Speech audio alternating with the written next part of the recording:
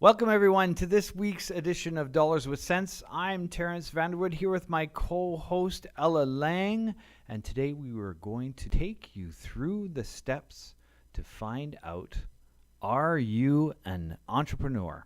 Good morning, everyone. During this episode, we'll be using the question and answers from an awesome book that we have available not only to us, your two financial gurus, but there are also free copies available to you. The book is called Money and Youth, and it's written by Gary Rabbior of the Canadian Foundation for Economic Education. This book is an awesome financial literacy tool for all ages and is proudly sponsored by Investors Group. If you'd like a free copy, get in touch with us via email. So that's at 2financialgurus, the number 2, financialgurus@gmail.com, or give us a call, 778-879-0820. Thank you for listening to Dollars with Sense. We'll be right back with more financial knowledge that will help to make your financial goals a reality. Welcome back to Dollars with Sense with your two financial gurus, Ela and Terence. Let's jump back into today's topic. You may or may not be familiar with the term entrepreneur. Even if you are, you may have some misperceptions of entrepreneurs because there are many myths about them. For example, many believe that entrepreneurs only start up small business enterprises. Although many entrepreneurs set up and run small businesses, you can also apply entrepreneurial skills to all other kinds of activities within companies, within governments, running a non-for-profit organization, and so on. Let's take a closer look at entrepreneurs and entrepreneurship and whether or not it's an option of interest to you. We'll start with a quick quiz and then follow up each question with the answer, and then we'll tally them up again at the end of this episode. The goal is to help you decide if being an entrepreneur is something of interest to you. Okay, so question 1. Faced with a problem, the entrepreneur is most likely to A. Go to a close friend for help, B. Get help from a stranger who is known to be an expert, or C. Try to work through the problem alone. Entrepreneurs do tend to be independent, self-reliant individuals. They may try to work through the problem alone. They do have a high need to achieve, but successful entrepreneurs are not so focused on doing things alone that they won't seek help when they need it. Being a successful entrepreneur is a challenge and usually requires the help of others. Successful entrepreneurs will seek out those who can be most helpful, whether they are friends or strangers. They are usually good team builders and team leaders.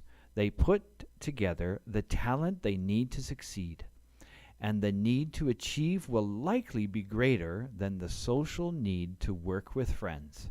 So the best choice in this scenario is get help from a stranger who is known to be an expert. That's B.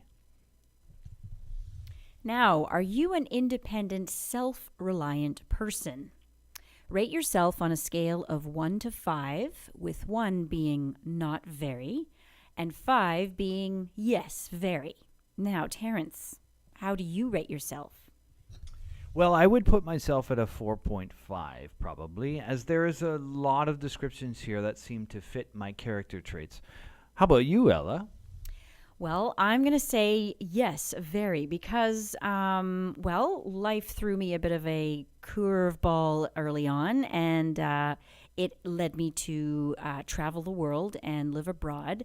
I often traveled alone, and yes, for a time period, lived alone. It was very exciting. I was able to focus on finding solutions by myself, and it helped me definitely move forward. And you know what? I haven't looked back since. That's cool. Let's move on to the next question. The entrepreneur is most like the distant runner who runs mainly, A, to work off energy and to keep in good physical condition, B, to gain the satisfaction of beating other competitors in the race, or C, to try to better his or her previous time over the distance? Well, entrepreneurs often have a great deal of energy and drive. They are usually able and willing to work for long hours. So good general physical health is necessary in order to withstand the stresses of running their own ventures. One of the risks that they must evaluate is that their work will likely put physical, social, and emotional strains on them. Few entrepreneurs pursue initiatives for the good of their health, although many seem to thrive on the work-related stress. Entrepreneurs tend to compete against standards of achievement that they set for themselves, rather than standards set for them by others. Entrepreneurs are most like the runner who races to beat the clock. To achieve a new personal best time will likely be more rewarding than beating others. So the best choice here is C, to try to beat his or her previous time over the distance. So when thinking of yourself on this aspect of entrepreneurship, on a scale of 1 to 5, with 1 being not usually and 5 being yes always, where do you rate yourself when you ask these questions? Do you tend to compete with yourself? Do you continuously try and do better? Are you more focused on doing your personal best and competing with others? So as we mentioned at the beginning of the show, the book is called Money and Youth, and it's written by Gary Rabbior of the Canadian Foundation for Economic Education.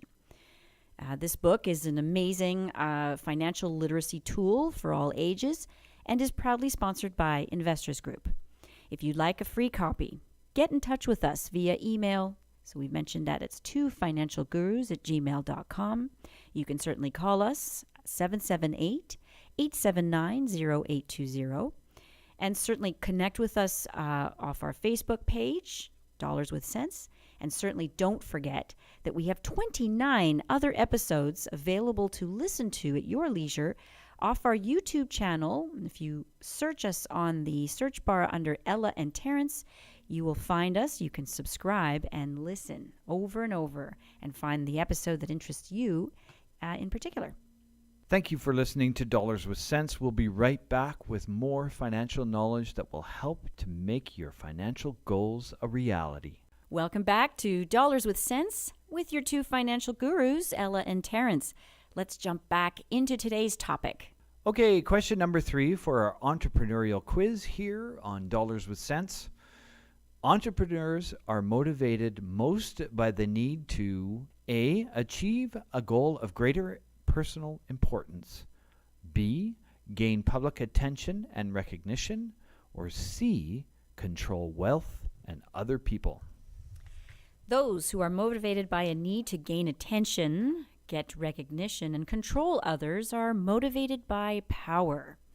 They're more active in political life or large organizations where they concentrate on controlling the channels of communication, both up to the top and down to the bottom, so that they are more in charge. By contrast, entrepreneurs are motivated more by their need for personal achievement than personal power. Power and recognition may be the result of success, but they're not usually the motivating goals for an entrepreneur. The best answer here is A, achieve a goal of greater personal importance. So back again to our scale of 1 to 5 regarding this part of the quiz, with 1 being not really and 5 being yes really, rate yourself on these questions. Are you motivated by a desire to set and achieve goals and objectives? Do you get a strong sense of personal satisfaction when you accomplish something? And does it motivate you to want to do more? These are some pretty great questions and useful to all individuals, even those who are not entrepreneurial. This is a great way for anybody at any age to be able to determine the first questions around what kind of career path to go on. No matter what your age, could be in high school or the beginning of the journey of what you want to do, or you could be in mid-career looking to go into a different direction, or you're at the end of your career and want to explore a different side of yourself that you've always wanted to consider but never had the time. Let's look at our final question today for our two-part series on Are You an Entrepreneur? Entrepreneurs believe the success or failure of a new venture depends primarily on A, luck or fate, B, the support and approval of others, or C, their own strengths and abilities. Successful entrepreneurs likely have a high level of self-confidence and self-efficacy. Self-efficacy is the belief in yourself that you are able to accomplish things and that you will be able to achieve goals you set for yourself. Therefore, entrepreneurs tend to believe strongly in themselves and their own abilities. They also believe that what happens to them in their lives is determined mainly by what they do and not by what others do. They are reluctant to place themselves in situations where they are personally responsible for success or failure of an operation. They will, however, take the initiative to solve a problem and provide leadership where none existed before. So the answer to this question, the best choice is C, their own strengths and abilities. So on a scale of 1 to 5, 1 being none and 5 being lots, what's your level of self-confidence and self-efficacy? How would you answer that one, Terence? I would say, first of all, that self-efficacy is a new word for me. But the description definitely rings true. My attitude around how things happen to me is very much in line with what we just said. The events in my life are because of what I do and not because of what others do to me. It is a mindset that has been extremely helpful to me to help find solutions rather than try and find someone or something to blame. Thank you for listening to Dollars with Sense. We'll be right back with more financial knowledge that will help to make your financial goals a reality. Welcome back to Dollars with Sense with your two financial gurus, Ella and Terence. Let's jump back into today's topic. Now, let's take all 4 of your answers and add up the numbers. We will repeat the questions here, so if you haven't been writing them down, go and grab a pen and paper, and you can do that now. Question 1. Are you an independent, self-reliant person? Rate yourself on a scale of 1 to 5, with 1 being not very and 5 being yes, very. Question 2, on a scale of 1 to 5, with 1 being not usually and 5 being yes, always. Do you tend to compete with yourself? Do you continuously try and do better? And are you more focused on doing your personal best and competing with others? Question 3. On a scale of 1 to 5, with 1 being not usually and 5 being yes, always, are you motivated by a desire to set and achieve goals and objectives? Do you get a strong sense of personal satisfaction when you accomplish something? And does it motivate you to want to do more? And question 4, the final question, on a scale of 1 to 5, with 1 being not really and 5 being yes, really, rate yourself on this question. What is your level of self-confidence and self-efficacy? Once you have answered all these questions, add up your total score and divide it by 4, and you will have your average for the first half of this broadcast, which we're calling, Are You an Entrepreneur? There are 3 more questions and answers to go through, which we will do next week, and another aspect of entrepreneurship that is usually not talked about. We'll keep it as a surprise until next week. So you might all be wondering, what the heck does entrepreneurship have to do with financial planning? Well, as I love statistics, get this. 97.9% of all Canadian businesses have less than 10 employees and are considered small businesses. So this represents 1.14 million entrepreneurs that represent more than a backbone of the Canadian economy. So entrepreneurs are the ones who make the dollars and have the sense to be successful with their companies. But sadly, most don't consider saving for themselves or outside of their companies and put themselves into a risky financial position.